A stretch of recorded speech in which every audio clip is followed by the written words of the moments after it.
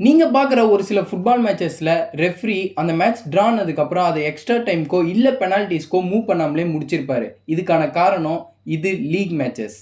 Welcome to 30 day series of football until the FIFA World Cup starts. ஃபுட்பால்ல 2 விதமா matches conduct பண்ணுவாங்க. ஒண்ணு league format, இன்னொன்னு league come knock out format. இன்னைக்கு நம்ம லீக் ஃபார்மேட் பத்தி தான் பார்க்க போறோம். ஃபார் எக்ஸாம்பிள் ஒரு லீக்ல 20 டீம்ஸ் இருக்குன்னா, இதுல இருக்கிற ஈச் டீம்ஸ் மத்த இருக்க 19 டீம்ஸ் கூட 2 டைம்ஸ் ப்ளே பண்ணுவாங்க. இப்படி ப்ளே பண்ற மேட்சஸ்ல ஒரு டீம் ஜெயிச்சதுன்னா அவங்களுக்கு 3 பாயிண்ட்ஸ் கொடுக்கப்படும். அதுவே ஒரு டீம் தோத்துருச்சுன்னா எந்த பாயிண்ட்டும் கொடுக்க மாட்டாங்க.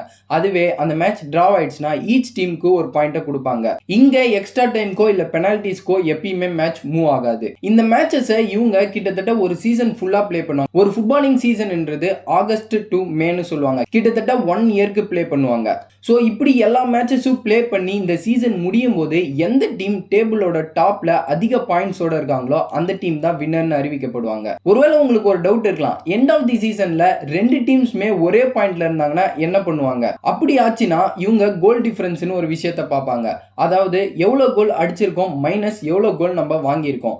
இந்த கோல் டிஃபரன்ஸை எந்த டீம் அதிகமா வச்சிருக்காங்களோ அவங்க வின்னரா அறிவிக்கப்படுவாங்க. ஒருவேளை இந்த கோல் டிஃபரன்ஸ் ஈக்குவலா இருந்தா யாரு கோல் அதிகமா அடிச்சிருக்காங்களோ அவங்க தான் வின்னர்ஸ் ஆவாங்க. ஸோ ஃபுட்பால் பத்தி ஃபுல்லா தெரிஞ்சுக்க சீரீஸை ஃபுல்லா ஃபாலோ பண்ணுங்க.